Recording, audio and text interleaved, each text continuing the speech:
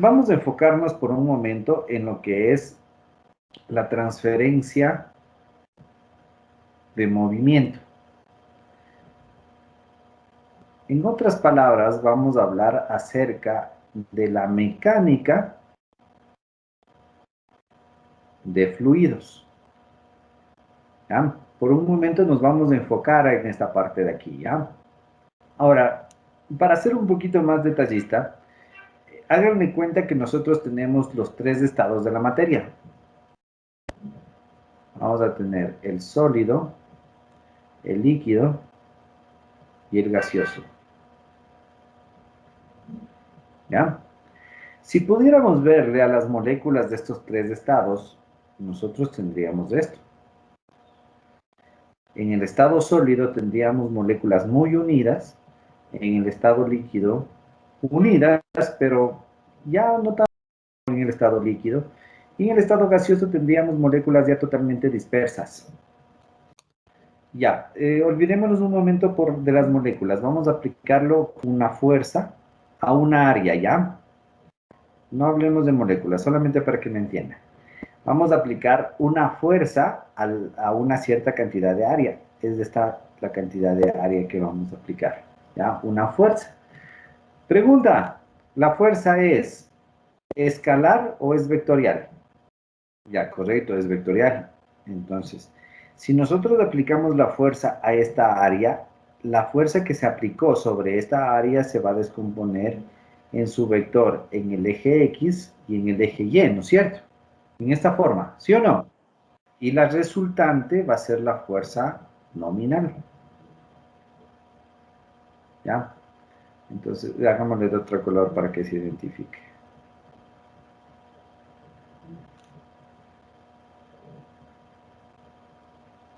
Ya, esta va a ser mi fuerza resultante.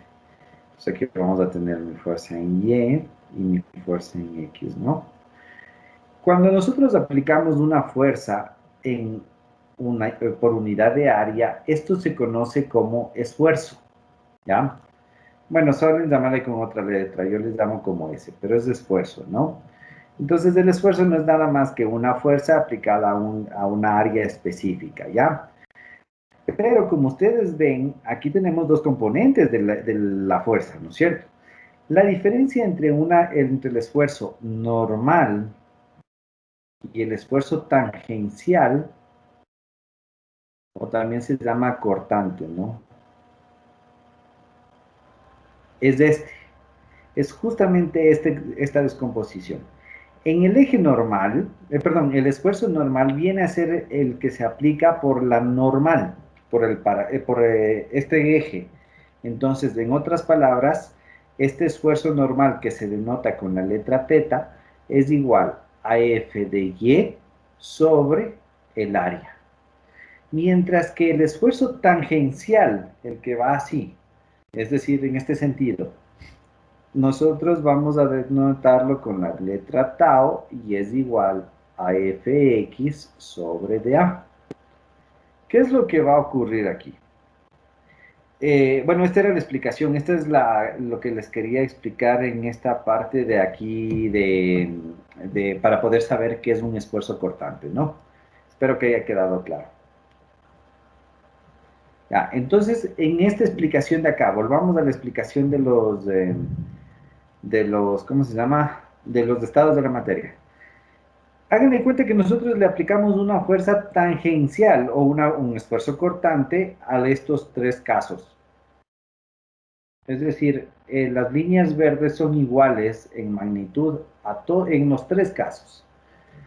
¿Qué es lo que sucede en el sólido? En el sólido, al tener moléculas muy pegadas, existen fuerzas de interacción molecular o fuerzas intermoleculares muy fuertes. Entonces, el rato que yo ejerzo una fuerza aquí, por más fuerte que sea mi esfuerzo cortante, al principio nosotros solamente vamos a generar una deformación del cuerpo. Veíamos que en el cuadrado verde, si nosotros, es un sólido, ¿no? Si nosotros ejercemos un esfuerzo cortante, este sólido, porque tiene su estructura muy unida, las moléculas están muy unidas, tienen fuerzas intermoleculares fuertes, este sólido se va a deformar. Y si quitamos el esfuerzo cortante, lo que va a pasar es que este cuerpo va a regresar muy cercano a su estado original. Aquí va a depender del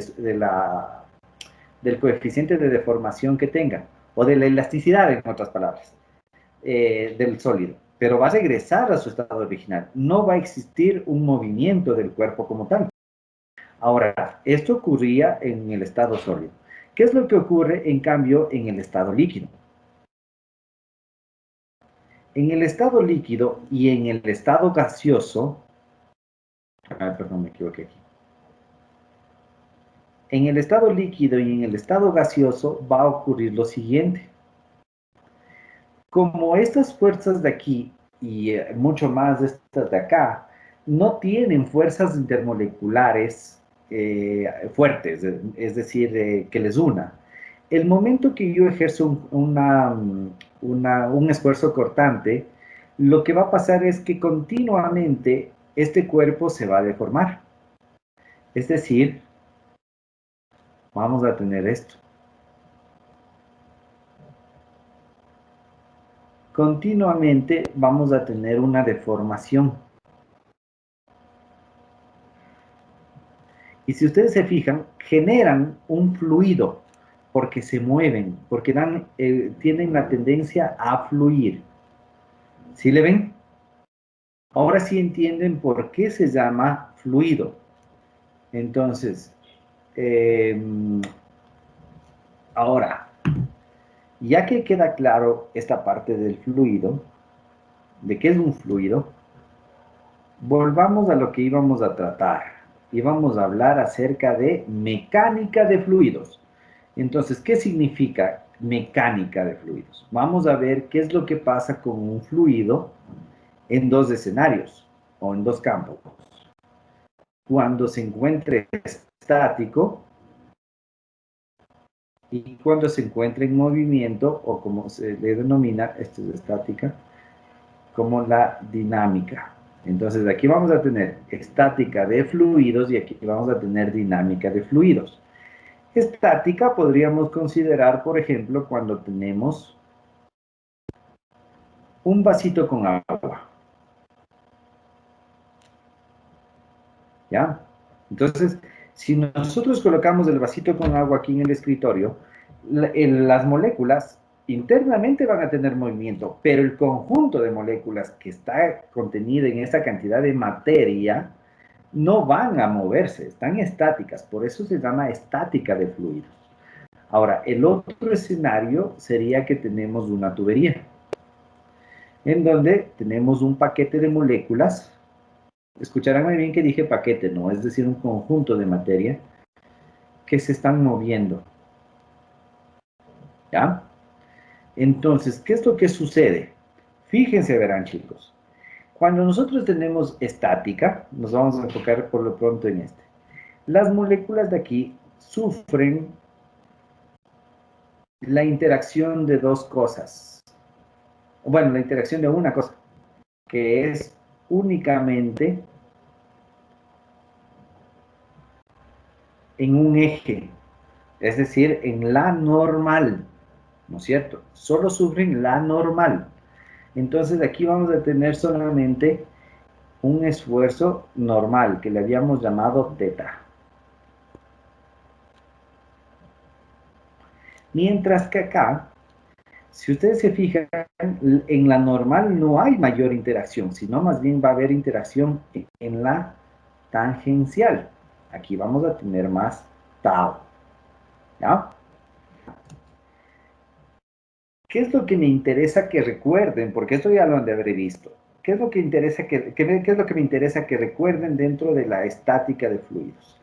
Háganle cuenta que nosotros vamos a empezar con una operación unitaria que se llama mezclado o agitación. Entonces, si nosotros tenemos este ejemplo de la estática, que se encuentra solito, quietito el agua aquí, y nosotros queremos inducirle a un movimiento,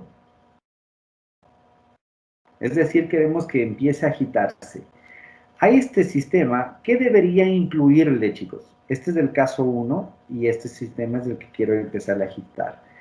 ¿Qué es lo que necesitaría o qué es lo que va a empezar, qué es lo que necesita para empezar esta agitación o inducir este movimiento, chicos? Pero seamos un poquito más específicos. Aquí vamos a necesitar una cantidad de energía que empiece con este movimiento, ¿no es cierto? Entonces aquí nosotros tenemos que identificar que esta energía, que se mide en qué unidades, chicos, joules o kilojoules, ¿no? Son equivalentes. Ya. Esta cantidad de energía va a ser la que empiece el movimiento, ¿ya? Ahora, este movimiento, como ya se dieron cuenta, o bueno, como ya les estaba explicando esto de la fuerza, no va a tener un solo componente, es decir, no se va a mover en una sola dirección, sino esto se va a mover de una forma espacial. Es decir, vamos a tener un movimiento en X, un movimiento en Y y un movimiento en Z. ¿Ya? Entonces, esto tenemos que tener bien, bien claro el momento que empezamos a analizar lo que es mezclado, ¿no? Mezclado y agitación. Que esta cantidad de energía me sirve para darle movimiento a este fluido que se encontraba en reposo. En un estado 1 se encontraba en reposo. Entonces, tengo que romper este reposo y tiene que empezar el movimiento. ¿Ya? Ahora, dentro de operaciones unitarias es muy importante este análisis de energético o simplemente analizar cuánta energía necesito para que empiece una cierta operación. Es muy importante. Aquí, si es que nosotros calculamos la cantidad de energía por cada variación de tiempo, o en otras palabras, por cada segundo, vamos a obtener una nueva propiedad que se llama la potencia. ¿Sí? La potencia tiene unidades de joules sobre segundo y son igual a los watts. Esta potencia hace referencia, en cambio, a qué cantidad de energía por segundo yo necesito adicionar a un sistema.